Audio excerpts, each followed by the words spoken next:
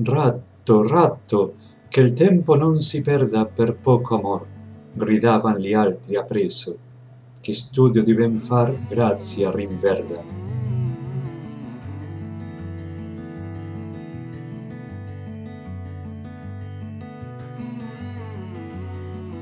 Bienvenidos al Rincón de los Clásicos, donde seguimos leyendo y comentando la Divina Comedia de Dante Alighieri, hoy con el canto número 18 del Purgatorio. Como dijimos previamente, junto al 16 y al 17 forman una unidad en el corazón mismo de esta cántica del Purgatorio y de toda la comedia, hablando sobre la libertad y el amor. En el canto 16, Marco Lombardo había dicho que el hombre, por ser espiritual, era libre y podía superar la influencia de los astros. En el canto 17, Virgilio había explicado que todo lo que el hombre hace, bueno o malo, sus vicios y sus virtudes, provienen del necesario movimiento del amor que todo lo gobierna hasta a Dios mismo, especialmente a Dios, porque en él ser y amor se identifican. Ahora surge, obviamente, la cuestión, la pregunta, ¿cómo es compatible la libertad del hombre y esta necesidad del amor? No tenemos que olvidar que Dante no está ofreciendo una elucubración puramente intelectual, desencarnada de la experiencia, al contrario, nos está ofreciendo la reflexión que a la luz de la fe y de la razón ha podido sacar como fruto de sus propias experiencias, las más dolorosas y las más gozosas de su propia vida. Y recién al final, cuando Dante y Virgilio terminen de reflexionar sobre estos temas, van a encontrarse con las almas que están purgando, purificándose del pecado de la asedia, la pereza espiritual. El arranque del canto es hermoso. Dante y Virgilio se miran mutuamente tratando de sondear el pensamiento del otro. ¿Acaso Dante estará satisfecho con las respuestas que Virgilio le ha dado? ¿Acaso Virgilio se cansa de tantas preguntas de Dante? Pero ni Virgilio se cansa de enseñar ni Dante de aprender. El poeta latino advierte el tímido voler, el tímido querer de su discípulo y lo anima sin palabras a que hable, que se exprese. Como un buen maestro es el que brinda la confianza a los alumnos, que se sientan en la libertad de preguntar sin temor a fastidiar o a cansar. Una vez acabó el razonamiento, el sabio inigualable me miraba para ver si yo estaba satisfecho. Pero una nueva sed me espoleaba, mudo por fuera, aunque locuaz por dentro. Quizá tanta pregunta le molesta.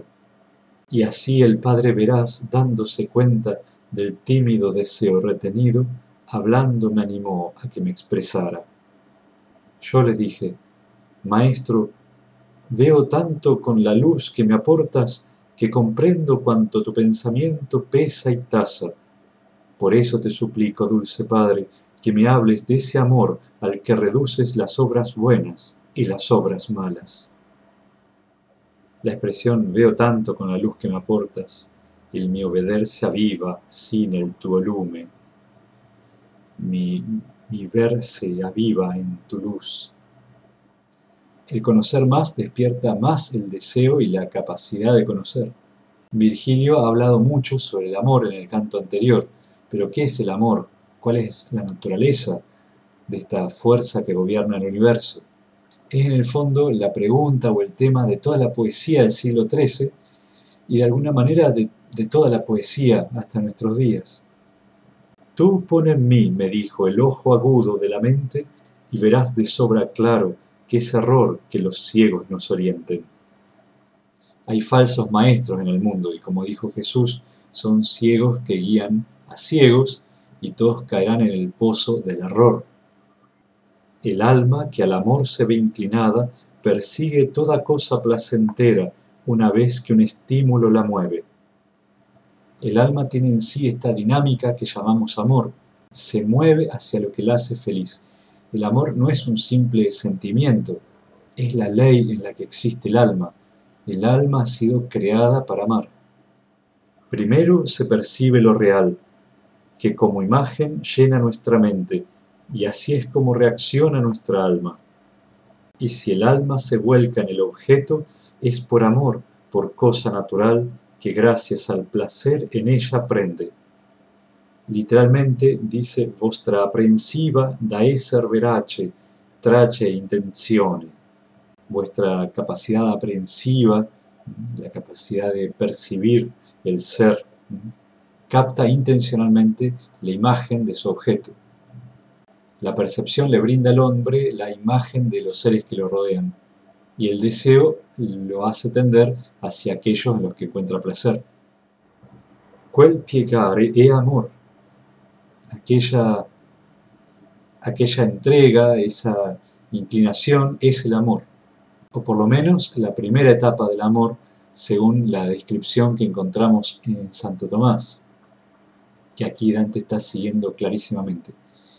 Dice Santo Tomás: la primera transformación producida por el objeto apetecible en el apetito se llama amor, que no es otra cosa que la complacencia en el objeto apetecible.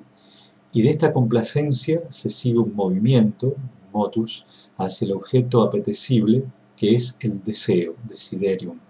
Y por último, la quietud, quies, que es el gozo, gaudium.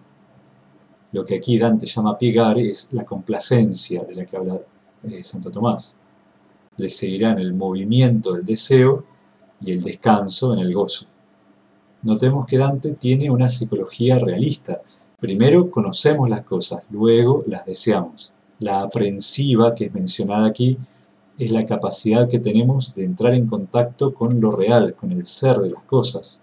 Los escolásticos lo llamaron simple aprehensión, esta capacidad que tiene nuestra alma de recibir una información real del mundo, haciendo abstracción de la realidad sensible. A diferencia de las corrientes idealistas modernas, para las cuales la inteligencia da forma a la percepción, dejándola entrampada en un solipsismo que la asfixia. Al final no sabemos si realmente existe eso que llamamos real, porque el punto de partida es siempre la idea y no la cosa. En el mundo objetivo de Dante, las cosas buenas son las que nos dan placer. En cambio, en nuestro mundo subjetivo, es nuestro placer el que constituye como buenas a las cosas. Después, igual que el fuego va a lo alto, porque se halla en su esencia que se alce allí donde más dura su materia, así el alma cautiva va al deseo, que es acción del espíritu y no cesa hasta que goza de la cosa amada. Così l'animo preso entra in disire che è moto spiritale e mai non posa finché la cosa amata il fa gioire. La imagen del fuego que tiende a subir, como la piedra tiende a bajar, es clásica en la antigüedad. Cada cosa busca volver a su origen, hallar su lugar propio. Esta tendencia, este deseo, es lo que llamamos amor, decían los antiguos. San Agustín lo dice hermosamente: pondus meus, amor meus, eo feror quecunque feror. Mi peso es mi amor, por él soy llevado a donde quiera que sea. Lo que en el mundo material hacen el fuego y la piedra, en el mundo espiritual lo hace el alma. No descansa hasta encontrar el lugar donde perdura, hasta gozar de la realidad amada, como escribirá Dante en el Convivio: amore non en altro che un unimento spirituale e dell'anima e della cosa amata. De esto deducirás cuánto se hurta la verdad a la gente que asevera que todos los amores son loables. Por mucho que parezca siempre buena esa disposición, no todo sello es bueno, aunque la cera pueda serlo. El alma, su potencia de amor, es como la cera que recibe la forma de lo que ama. El que ama las cosas caducas muere con ellas. El que ama las inmortales se eterniza. Dios nos amó hasta hacerse hombre. Amando a Dios, somos divinizados. El amor, dice Dante, es bueno en sí mismo como la cera, pero puede malograrse si recibe un sello malo, si se inclina hacia un objeto indigno del ser humano.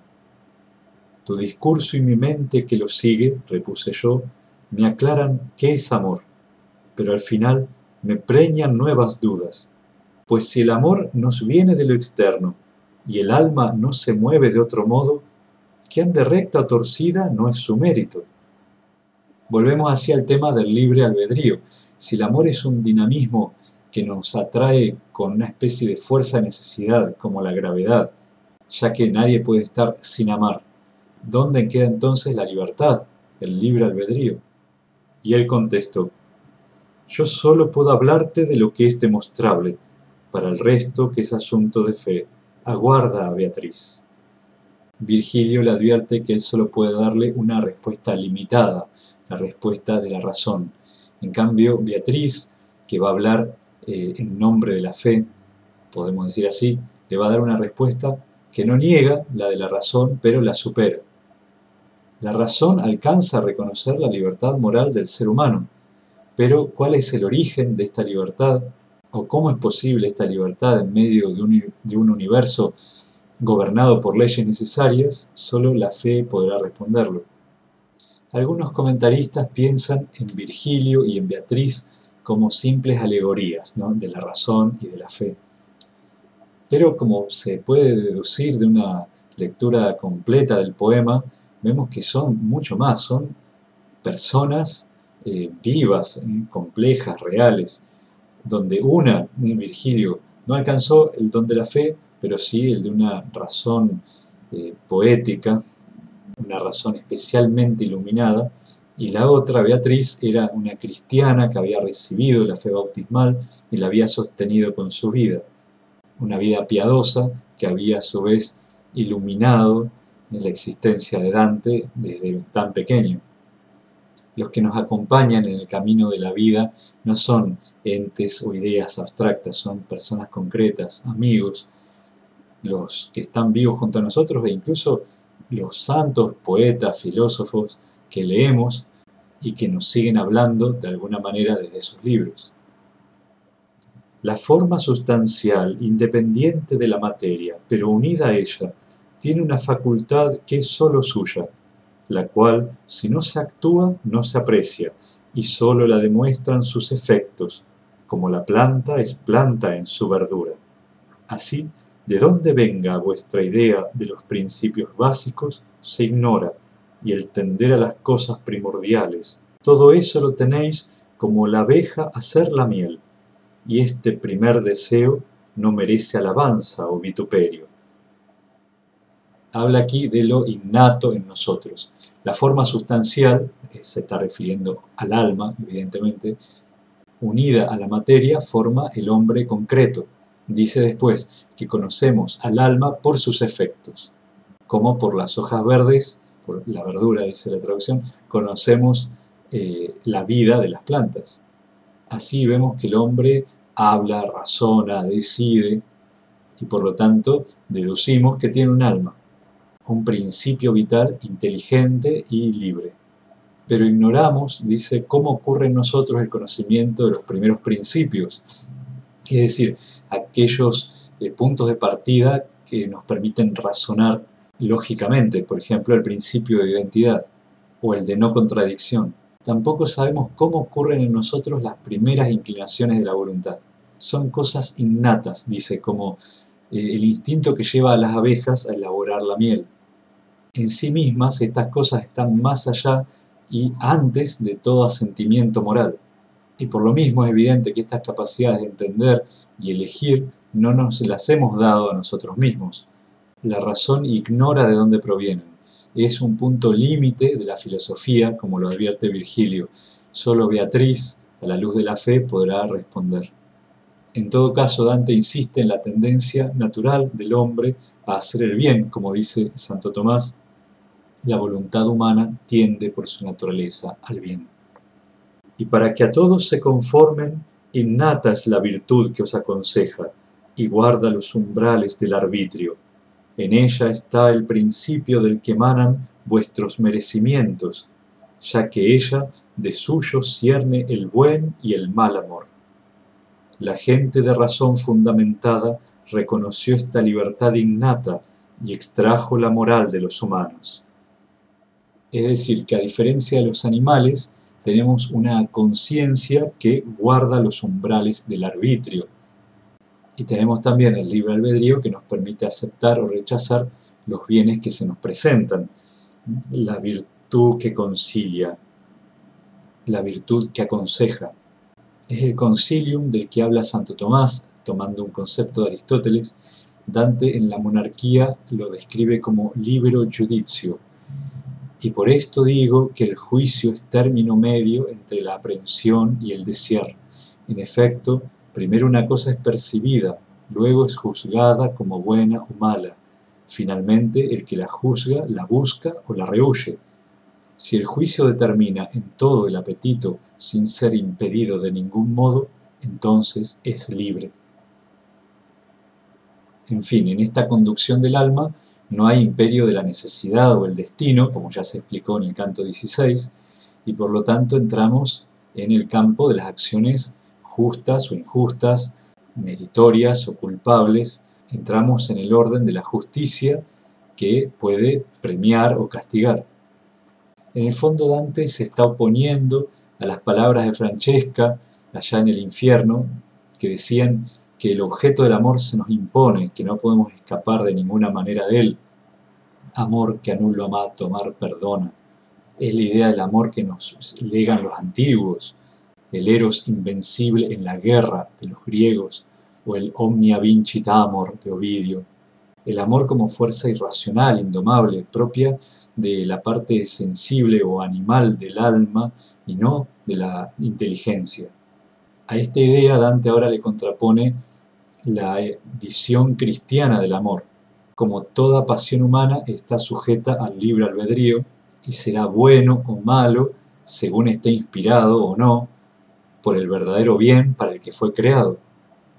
Es interesante repasar el soneto 52 de Dante a su amigo chino da Pistoia, donde lo corrige fraternalmente por ser tan inconstante en el amor, y le dice: si un corazón tan ligero os impulsa, os ruego que con valor lo corrijáis, de forma que los hechos concuerden con las dulces palabras. Es un poema de el Dante ya adulto y desterrado, que en el fondo se está corrigiendo a sí mismo. En el soneto 50, también al mismo destinatario, pero muy anterior, decía todo lo contrario, que el amor anula la libre voluntad. Ahora Dante comprende que el amor maduro es el que ha sido enderezado por el espíritu, que no sigue cualquier objeto, sino que elige lo que realmente es bueno y recoge, reúne todas las potencias del hombre en esa misma dirección. El que ama así es un hombre íntegro, en el cual los hechos coinciden con las palabras, porque decir, por ejemplo, te amo, implica un compromiso de toda la existencia y de toda la persona. Suponiendo que surjan necesarios los amores que prenden en vosotros, tenéis la potestad de refrenarlos. A este noble poder Beatriz lo llama libre arbitrio. Más vale que lo tengas bien presente, es posible que lo nombre. Ahora nos va a decir que la luna tardó en subir hasta la medianoche, porque es el quinto día después de la luna llena, y debe haber aparecido a eso de las 10 de la noche. Entonces, ante su brillo perdieron visibilidad muchas estrellas y parecían escasas. Con una comparación totalmente nueva, dice que se parecía a un caldero ardiente. Algunos días, la luna menguante aparece así, con la parte brillante y llena hacia abajo y la parte oscura y cóncava hacia arriba. La luna, retrasada, a medianoche apagaba en el cielo las estrellas, semejante a un caldero todo en llamas, y corría a la contra por las rutas que el sol inflama, justo cuando en Roma ven que cae entre Córcega y Cerdeña.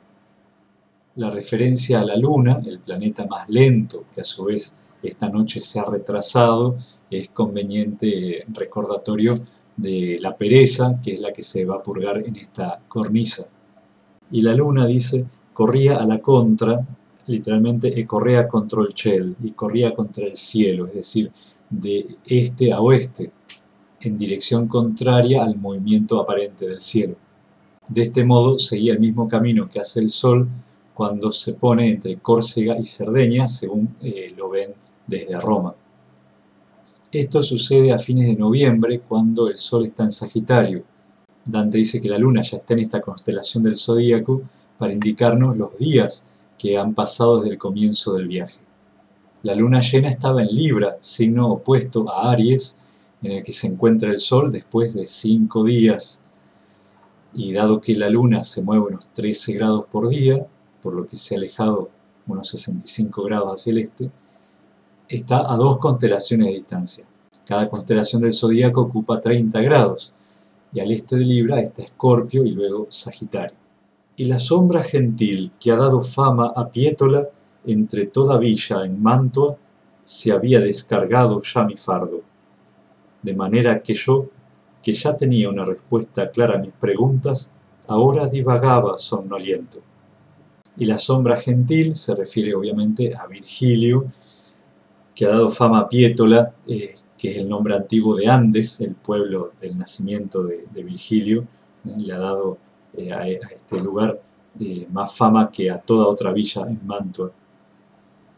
En fin, ha cesado ya la actividad intelectual, están fatigados, vuelven al silencio, a la quietud y casi se adormecen, pero ya viene el amanecer y comienza la actividad en la cornisa.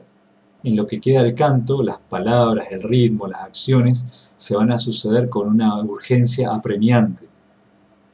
Pero esta somnolencia de repente se disipó al sentir venir un grupo que enseguida se puso a nuestra espalda. Y así como el Ismeno y el Asopo padecieron nocturnas turbas fieras siempre que Tebas adoraba a Baco, junto a los ríos Ismeno y Asopo de Beocia se reunían los tebanos para invocar a Baco, y las bacantes se caracterizaban por correr y danzar desaforadamente como en una especie de éxtasis, y por eso pone esta comparación. Aquellos cabalgaban la cornisa, conforme pude ver por los primeros, llenos de presto amor y buena gana. Los que se purifican en esta cornisa de la pereza aprenden la virtud de la diligencia, de la presteza, de la prontitud en el amor. Dante los describe como acelerando el paso como caballos a todo galope. Suo passo falca, expresión que originalmente designa el paso del caballo arqueando las patas como una hoz, falca. Enseguida llegaron a nosotros, ya que volaba aquel gentío loco, y al frente 2 lloraban y gritaban. María fue corriendo a la montaña, y el otro, César, por domar a Lérida, pegó en Marsella y cabalgó hasta España. Aprisa, aprisa, no perdamos tiempo por parco amor, gritaban los demás, que la gracia revive con el celo. Tenemos aquí los ejemplos de la virtud que se busca en este lugar. La Santísima Virgen fue presurosa a la montaña, dice el Evangelio de Lucas, para ayudar a su prima Santa Isabel. El ejemplo no es banal, porque en las Sagradas Escrituras la velocidad está muchas veces vinculada simbólicamente al amor. Pensemos en el Cantar de los Cantares, donde el amado corre como un ciervo veloz para ver a su amada, o con Juan y Pedro corriendo hacia el sepulcro abierto. En fin, el segundo ejemplo es de la historia secular, es un ejemplo de Julio César, que lleno de impaciencia, tras los prolongados esfuerzos por poner sitio a Marsella, dejó el asunto en manos de un capitán y se apresuró a llegar a Hispania para someter la ciudad de Lérida. Como escribió un comentarista antiguo de Dante, César fue ciertamente enemigo de la sedia y muy activo. Siempre decía a sus soldados, vengan, y nunca dijo, vayan. Finalmente las almas se animan entre sí, diciendo, rato, rato, que el tempo non si perda per poco amor. Rápido, rápido, que el tiempo no se pierda por poco amor. Es decir, por la sedia, que manifiesta poco amor, un amor tibio. Que estudio di ben far grazia rinverda. Que la búsqueda del bien, que el celo por el bien, haga reverdecer la gracia. Porque la gracia que Dios nos otorga para que obremos el bien, muchas veces se seca por nuestra falta de iniciativa, porque no ponemos ningún esfuerzo para responder a la misma gracia. En cambio, si vencemos esa tibieza, esa gracia va a reverdecer en nuestra vida. Virgilio dice entonces, oh gente que en el fervor agudo ahora compensa la tardanza y el retraso con que obrasteis el bien en la otra vida. Este que vive, y en verdad no os miento, quiere seguir subiendo así amanezca. Decid, por ello, ¿dónde queda el paso? Esto fue lo que dijo mi maestro. Y una de aquellas sombras, ven, repuso, seguidnos y hallaréis la nueva brecha. Estamos tan urgidos a movernos que no podemos ni parar. Perdona si juzgas descortés nuestro castigo. Esta alma se disculpa por no detenerse con la gentileza que sería habitual en este mundo para intercambiar saludos. Pero como dice también el mismo Cristo, no se detengan a saludar a nadie por el camino, hablando de la urgencia con la que hay que predicar el Evangelio. Es decir, que nada debe anteponerse a la misión de la caridad. Yo fui abad en Zenón, allá en Verona, bajo el imperio del gran Barbarroja, del que Milán aún habla quebrantada. Normalmente se identifica a este personaje con Gerardo, abad de San Zeno, la hermosa abadía románica del siglo XII en las afueras de Verona. No se conoce ningún detalle en la vida que explique por qué Dante lo coloca aquí. En 1162, Milán se sublevó contra Federico Barbarroja y fue severamente castigada por el emperador, que hizo destruir sus murallas y esparcir sal en sus campos. Y sé de uno que tiene un pie en la tumba y pronto ha de llorar por la abadía, lamentando el poder que tuvo en ella, porque ha puesto a su hijo, más que renco, peor, descerebrado, mal nacido, en lugar del pastor correspondiente. Perché suo figlio, mal del corpo intero e della mente peggio, e che mal nacque ha posto in loco de suo pastor vero. Estamos ante otra de las numerosas profecías de la comedia. Se refiere a Alberto de la Scala, señor de Verona, que antes de morir, en 1301, había puesto a un hijo extramatrimonial suyo, llamado José, como abad de San Zenón. Como el Ricardo III de Shakespeare, era un joven contrahecho, deforme y muy malvado. Recordemos que Dante fue recibido 2 veces como huésped por la familia de la Scala en Verona. Primero, de 1303 a 1304, por Bartolomé, el primer hijo de Alberto, pero el joven murió y fue sucedido por su hermano Alboino, que rigió la ciudad hasta su muerte en 1311. Él fue probablemente quien despidió a Dante de su corte. El poeta regresaría en 1314, cuando un tercer hermano, el Cangrande de la Scala, estaba en el poder. No sé si dijo más o si calló, pues ya estaba muy lejos de nosotros. Eso entendí y me alegro de contarlo. Los penitentes corren más rápido de lo que pueda andar o correr Dante, evidentemente se queda atrás y los pierde de vista, lo cual nos da la idea del celo con que estas almas estaban purificándose, cumpliendo su penitencia. Y el que me socorría en todo apuro dijo: vuélvete y mira a esa pareja que viene maldiciendo la desidia, literalmente dando a la chidia di morso, dándole mordiscones a la sedia. Y como veremos, está metaforizando la idea de estar criticando, denunciando este vicio. Detrás de los demás decían: antes murió el pueblo al que el mar le abrió camino, que viese en el Jordán sus herederos. Pueblo que no sufrió parejamente lo que el hijo de Anquises sus fatigas, a una vida sin gloria se condena. Como en cada cornisa, a los ejemplos de la virtud le siguen ejemplos del vicio castigado. En este caso, 2 ejemplos de vicios colectivos, de 2 pueblos. En primer lugar, los hebreos liberados de Egipto, ante los que se abrió el mar, que no se atrevieron a conquistar la tierra prometida, por eso no cruzaron el Jordán, que era la frontera, y murieron fuera de aquella tierra que era su destino, porque fueron perezosos en su misión.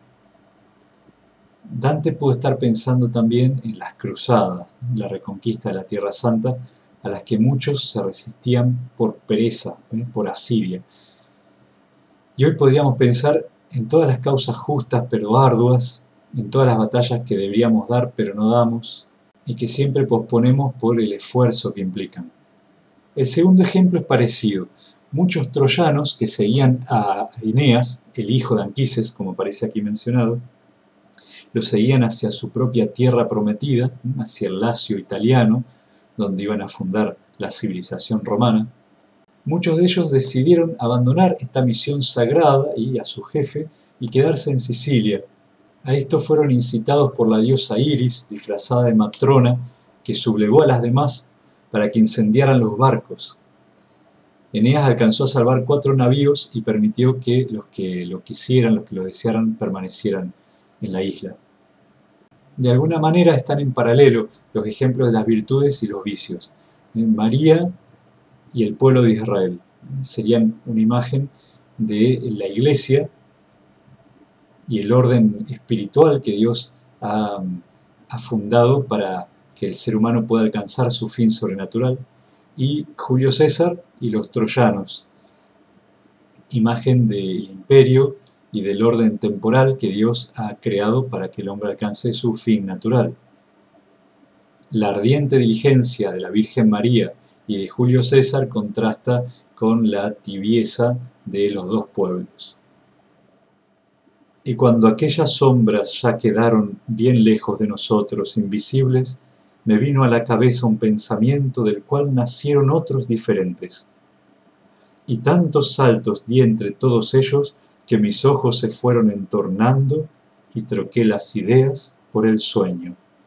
Me vino a la cabeza un pensamiento, novo pensiero. Un nuevo pensamiento nace en Dante. ¿Cuál es? No podemos saberlo. Quizá reflexiona sobre su propio accionar. Él se verá más parecido a la Santísima Virgen o a Julio César, o al pueblo hebreo que se resiste a entrar en la tierra prometida, o a los troyanos que abandonaron la misión de fundar Roma. En todo caso, Dante describe muy bien cómo el divagar de la mente fatigada termina conduciéndolo al sueño. Dante ha pasado del adormecimiento inicial a un auténtico sueño, cuyas visiones nos va a relatar en el canto siguiente. Algunos comentaristas observan que Dante duerme 3 veces en el Purgatorio, en el canto 9, en el 19 y en el 27. Coinciden si consideramos que el sueño narrado en el canto siguiente comienza en este capítulo 18, con las 3 edades de Dante, 9, 18 y 27, las 3 edades, digo, en que Dante se encuentra con Beatriz, o por lo menos los 3 encuentros narrados en la Vita Nuova. Todos números a su vez basados en el 9, el número simbólico de Beatriz, cuya raíz a su vez es el 3 de la Santísima Trinidad. Podríamos decir que los sueños lo van progresivamente acercando a la amada. Primero, la alegoría de la gracia divina, Santa Lucía en forma de águila que lo elevaba y lo hacía acercar a las puertas del purgatorio. Ahora las alegorías del vicio y la virtud, de la sirena y la santa, como veremos en el canto siguiente. Y finalmente las alegorías de la acción y la contemplación, Lía y Raquel. Pero todo eso lo veremos más adelante. Hasta aquí el canto 18. Nos vemos la próxima. Dios los bendiga.